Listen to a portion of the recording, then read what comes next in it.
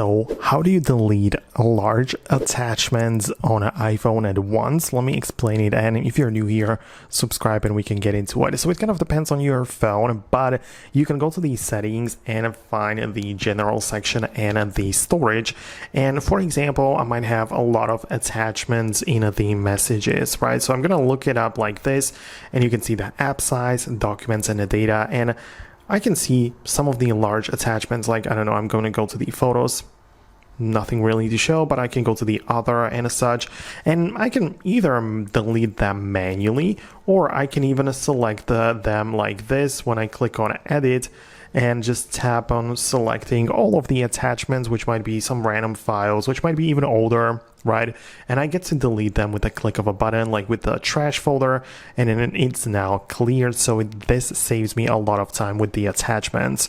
But speaking of the messages, you can also decide to delete any message which is older than 30 days or 1 year.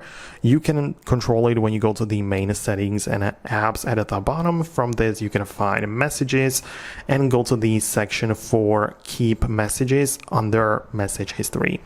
And as you can tell, I have it set to keep all stuff forever. But if you feel like that's accumulating a lot of storage, then you can choose the 1 year or 30 days, and if you click on it, you get this pop-up asking you if you're sure that you want to do it, because this will literally delete every message older than 1 year, and in this case, and you cannot undo it. So that's something you can go to and switch to this option, and it's going to delete all of the attachments and literally all of the messages at once if that's what you are going after. So I hope it helps. Let me know your thoughts, and I'll see you later in the future uploads.